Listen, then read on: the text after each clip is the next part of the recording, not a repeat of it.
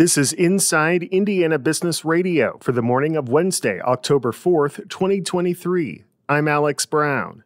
Over 2 decades, leaders in the Elkhart community have worked to transform what was once an unkept Superfund site into a regional destination. Now, Wellfield Botanic Gardens Executive Director Eric Garten said the venue is entering its most significant phase of growth yet, with a $17 million expansion. We have a 12,000 square foot visitor center. We have an open air pavilion with seating undercover for about 300 and additional seating for 300 to 500. This could be things for concerts, it could be receptions, a lot of the private special events that we do out here. We're moving the existing visitor's cottage about 200 feet, and we are adding much needed parking to our property. Right now, we literally have about 15 parking spaces, and it is absolutely not sufficient parking. Wellfield expects to complete all work on the expansion by December of next year. DePauw University will kick off the official launch of its School of Business and Leadership today. The 2-day celebration will include a distinguished panel lecture and a ribbon-cutting dedication ceremony. A woman-owned marketing and technology company will cut the ribbon on its new venture today in southern Indiana. New Albany-based Main Street Kickstart was formed to offer businesses and entrepreneurs social media marketing services. From the #1 source for Indiana business news, this is Inside Indiana Business Radio. Get ready, Northeast Indiana. We're headed your way. IBJ Media, Inside Indiana Business, and the Indiana Economic Development Corporation invite you to the 2nd annual Engage Northeast Indiana event, presented by CareSource, Indiana University, and Old National Bank. Tuesday, October 10th at the Grand Wayne Center. We'll be diving into talent, education, and other issues shaping the regional economy. You can find more at ibj.com/engage.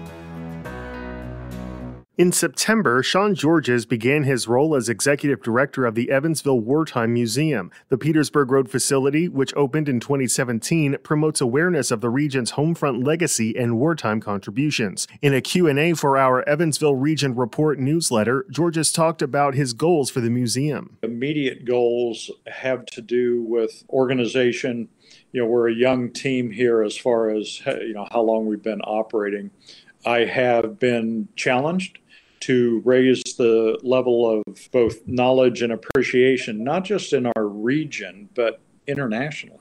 So goals are aspirational. That is to make this a destination for people to travel, visit, understand America, its history, but internationally. And so I think we've got a lot of work to do. The Gibson County native, who served in the Marine Corps primarily as a military lawyer, said he aims to bring the talent and resources needed together to support fundraising, financial planning, and marketing for the museum. A medical device startup originally founded in West Lafayette has been named a finalist in what is billed as the world's largest medical technology accelerator. Neurava, now headquartered in Indianapolis, will compete for the $350,000 MedTech Innovator Grand Prize next week. Neurava has developed a wearable device to monitor and alert for the impending risk of sudden unexpected death in epilepsy, or SUDEP. The 5 finalists will receive $25,000 for making it to the competition finals. The companies will pitch their technology and answer questions from a panel of 4 judges as part of the MedTech Conference in Anaheim, California.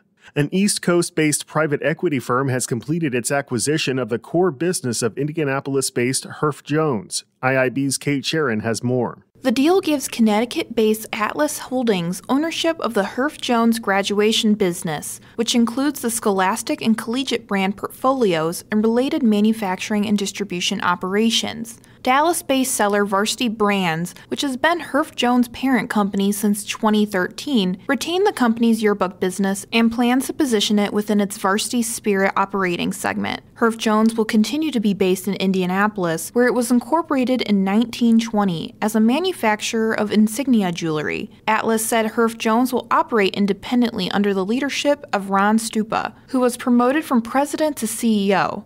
Herff Jones has roughly 1,200 employees company-wide, including about 500 in the Indianapolis area. Its key products include class rings and jewelry, caps and gowns, diplomas, frames and announcements, and motivation and recognition programs. Manufacturing facilities included in the acquisition were a fine paper plant in Indianapolis, apparel plants in Champaign and Arcola, Illinois, a jewelry facility in Warwick, Rhode Island, and a frames plant in Virginia Beach, Virginia. Terms of the deal were not disclosed. Kate Sharon, Inside Indiana Business, Radio on Demand. Indiana Chamber CEO Kevin Brinegar is this week's guest on the Business and Beyond podcast with Gary Dick, presented by PNC, a weekly conversation with high-profile Hoosiers in business, sports and entertainment, and beyond. Available now from your favorite podcast provider.